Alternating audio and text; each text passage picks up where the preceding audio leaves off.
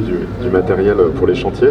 Et en 2008, en fait, au moment de la crise, ça a été un moment pour vous de remettre en cause un petit peu la façon de travailler.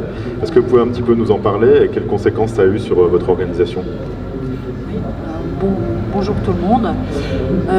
Régine Crouet, je suis la dirigeante de l'entreprise JC Logistique, une entreprise des Vosges, une entreprise de location de matériel au départ uniquement dédiée à un groupe qui s'appelle le groupe Livio.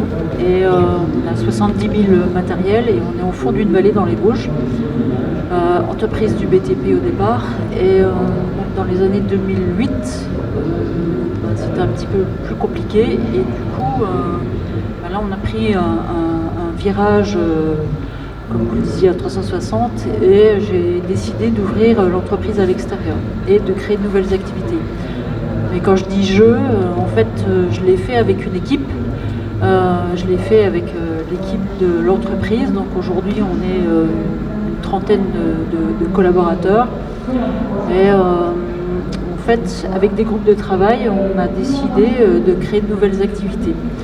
Donc au départ, on était 100% intégrés au groupe et au fur et à mesure, donc aujourd'hui, on a 30% de notre chiffre d'affaires qui est dédié à l'extérieur. Et les nouvelles activités, c'était la vente et la location d'échafaudage, le montage. Donc là, j'ai trouvé un leader dans l'entreprise qui était d'accord pour prendre l'activité avec moi. Ensuite, on a créé une activité en même temps, parce qu'on a tout fait en même temps. On a créé une activité de construction modulaire. Au départ, on appelait ça une cabane de chantier. Je vois, j'ai ma collaboratrice qui est en face de moi, qui s'occupe de cette activité-là. Aujourd'hui, on fait la maison au fond du jardin, on fait des cellules commerciales, on travaille dans l'événementiel. En fait, le bungalow de chantier est devenu une cellule commerciale, est devenu une vitrine dans tous les sens du terme. Et ça, c'est avec l'équipe qu'on a pu le construire. J'ai embauché dans l'entreprise un pilote de drone. Alors on me disait au début, mais pourquoi un pilote de drone? Mon pilote est juste au-dessus là. Donc Thomas en fait avait un rêve, c'était d'être pilote de drone. On a dit banco, on y va.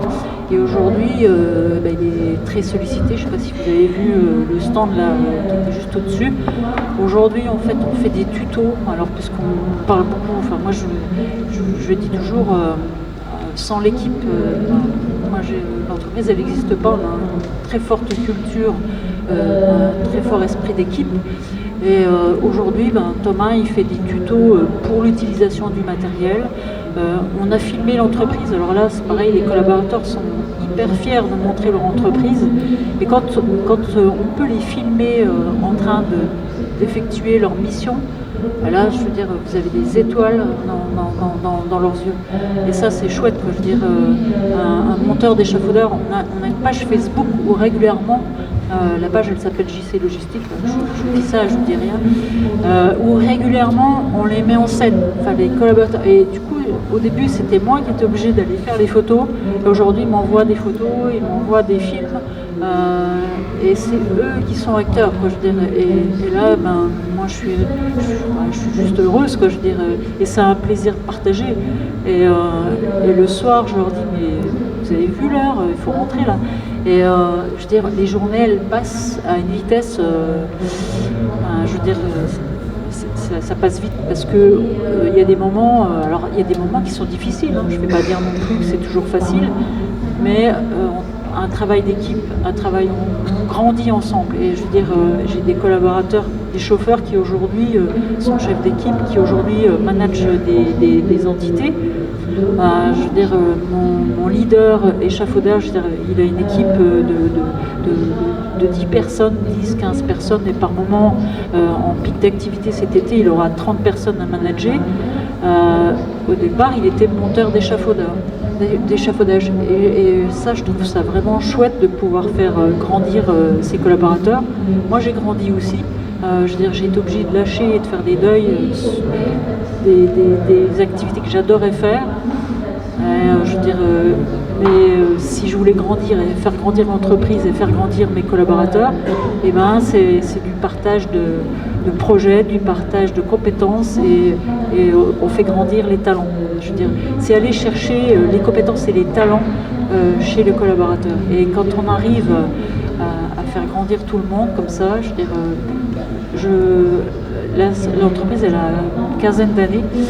On a quasiment laissé personne sur la route et ça je trouve ça chouette parce que tout le monde a une place et comme on est polycompétent, je veux dire, chacun est capable de remplacer, alors pas tout le monde, je veux dire, on ne peut pas faire tout non plus, mais il y a des binômes qui se sont créés et du coup je leur dis toujours si vous voulez prendre des vacances, il faut que vous puissiez vous faire remplacer. Donc je ne gère pas le planning des vacances. Et je dirais mes collaborateurs sont juste au-dessus là, donc je parle et je trouve ça vraiment formidable, quoi. Et on est ici dans une salle de sport et en fait moi j'aime bien le sport et j'ai l'impression qu'on vit une équipe de sport alors, quand je dis qu'on joue, on s'amuse bien. On célèbre aussi les événements parce qu'on a des belles victoires quand on gagne des beaux chantiers, quand on gagne et quand on arrive à créer des nouvelles activités. C'est chouette, quoi. On a juste doublé notre chiffre d'affaires. On est parti de zéro au départ. Aujourd'hui, on fait 6,3 millions de chiffre d'affaires. C'est que du service. Et c'est beaucoup de créativité, beaucoup d'innovation. Et puis, comme on est au fond d'une vallée, il faut quand même avoir un petit peu d'idées et l'envie d'avancer ensemble. Je veux dire, s'il faut donner le sens, c'est chouette, quoi. Vous êtes au fond d'une vallée, mais vous avez Facebook quand même. En fait, on est au cœur de l'Europe. Je dis toujours, on est au cœur de l'Europe. Exactement, mais les Vosges, c'est le centre de l'Europe. En 2008, quand vous créez cette nouvelle activité d'échafaudage, c'est un peu indépendant d'une réflexion sur la technologie. C'est plus à la base une démarche de faire confiance et d'avoir une approche participative qui fait que vous allez chercher de nouvelles activités qui maintenant deviennent technologiques. Est-ce que vous pouvez nous expliquer sur quel fondement ça repose? Qu'est-ce qui fait qu'en fait ça fonctionne? Je vais déjà vous expliquer comment je suis rentrée dans le concept de l'industrie du futur.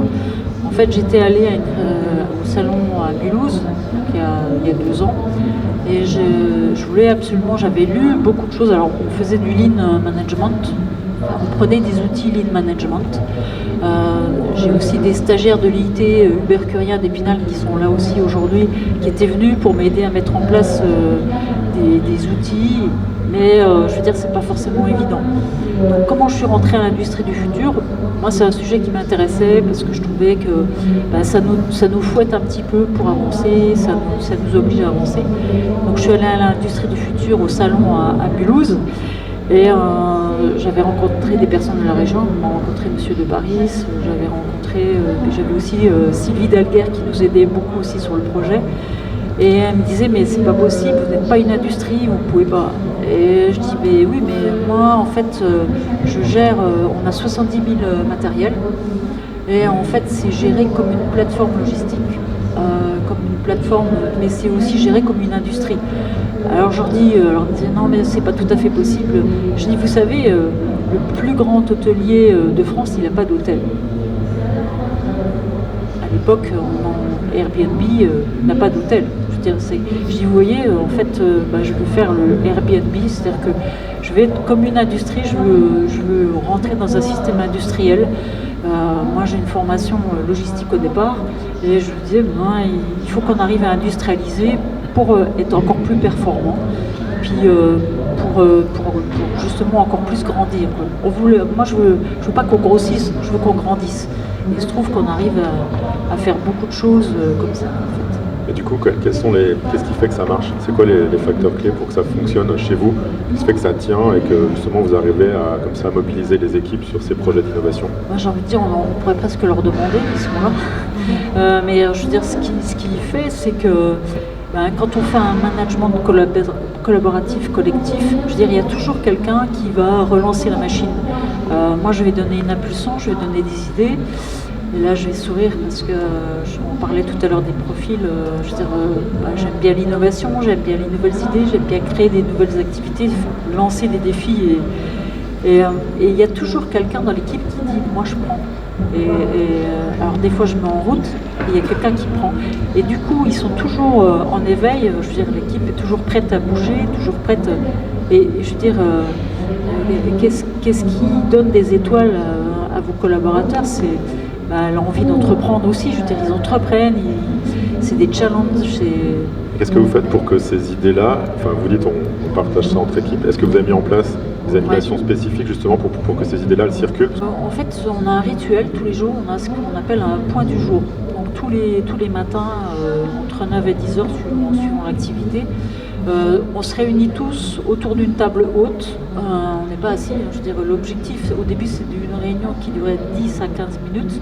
Des fois c'est un peu plus long s'il y a des sujets qui demandent un peu plus de temps. Mais du coup, on va dire en 20 minutes, avec tout le monde autour de la table, on balaye, on a un rituel, on balaye des sujets, alors les sujets commandes, des sujets remontées d'informations.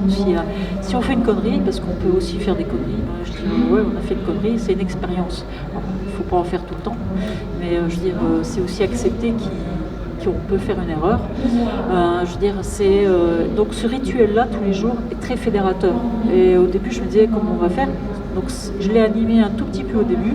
Aujourd'hui, c'est surtout pas moi qui l'anime et ça tourne si je suis là ou pas là. Je veux dire, personne n'est indispensable. Je veux dire, l'entreprise, elle tourne sur un système et avec des rituels. De temps en temps, on se dit tiens, on n'a pas fait le point du jour hier et avant-hier parce que des fois, quand on est en surchauffe, quand on ne le fait pas, et je dis toujours c'est justement là où il faut le faire.